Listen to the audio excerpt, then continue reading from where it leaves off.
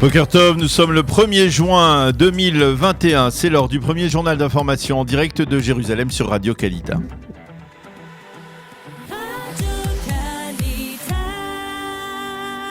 Et oui, direction nos studios à Jérusalem avec notre correspondant Daniel Haïk. Bonjour Daniel, et on commence ce premier journal israélien d'information non pas par les tractations politiques mais par la sortie de crise sanitaire en Israël et un développement important, Daniel. Oui, effectivement, Boker Tov Ilana, ce développement, c'est l'annulation de ce que l'on a appelé les passeports verts et violets en Israël. Désormais, à partir d'aujourd'hui, 1er juin, il n'est plus nécessaire de présenter ces passeports dans les lieux publics. De facto, c'est là l'une des preuves les plus évidentes que l'État d'Israël sort pleinement de cette pandémie 15 mois après son déclenchement. Concrètement, la seule mesure restrictive maintenue en Israël aujourd'hui est le port du masque dans les lieux publics fermés, même s'il faut bien avouer que cette mesure n'est plus tellement respectée. Au ministère de la Santé, on admet qu'elle pourrait être annulée également dans les prochaines semaines. Et l'actualité politique à présent, c'est aujourd'hui que Yair Lapid devrait se rendre chez le président Reuven Rivlin.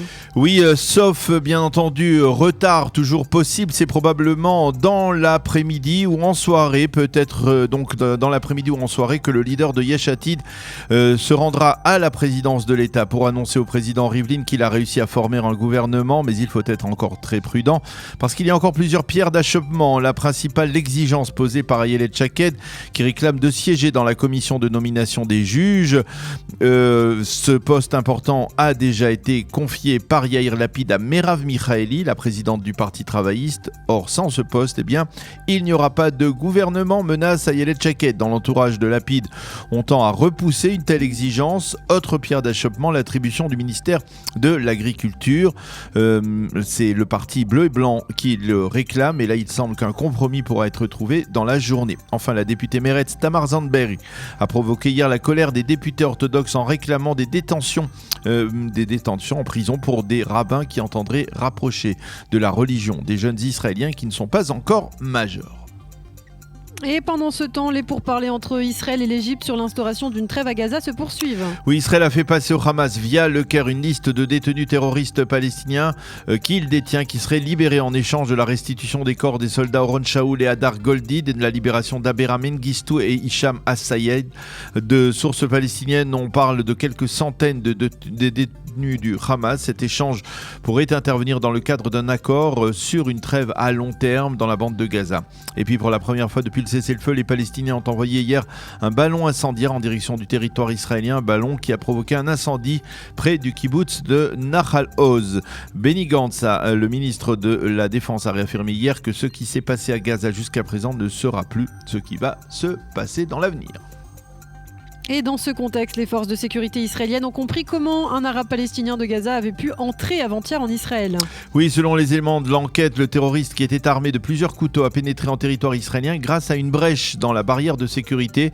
Une brèche qui aurait été provoquée par une roquette palestinienne mal tirée durant l'opération Gardien des Murailles. Cette brèche n'a pas été repérée par les forces de Tzahal. Résultat, le terroriste a pu se promener sur plusieurs kilomètres à l'intérieur du territoire israélien avant d'être repéré et arrêté. Et enfin, pour terminer, Daniel, en Israël, on suit de très près aussi les informations sur l'état de santé de Hassan Nasrallah. Oui, selon certaines sources, l'état de santé du leader du Hezbollah, Hassan Nasrallah, semble s'être considérablement dégradé. Il aurait été hospitalisé dans une clinique souterraine et secrète au Liban. Selon certaines informations, il serait dans le coma, mais son fils repousse de telles informations et affirme que son père souffre de quinte de toux qui devrait lui passer très rapidement, a déclaré Hassan Nasrallah, le fils de Hassan Nasrallah. Et puis il faut rappeler aujourd'hui, pour terminer ce premier journal d'information, que c'est aujourd'hui que le nouveau patron du Mossad, Dedi Barnea, prend officiellement ses fonctions. Il remplacera le très populaire Yossi Cohen, qui a été le puissant patron du Mossad pendant 5 années et demie et qui termine une longue carrière de 38 ans à l'intérieur des services secrets israéliens. On peut affirmer que le mot clé et déterminant de l'action de Yossi Cohen au cours des dernières années à la tête du Mossad aura été l'Iran qui a focalisé son attention et l'attention des services secrets israéliens. C'est la fin de ce premier journal d'information.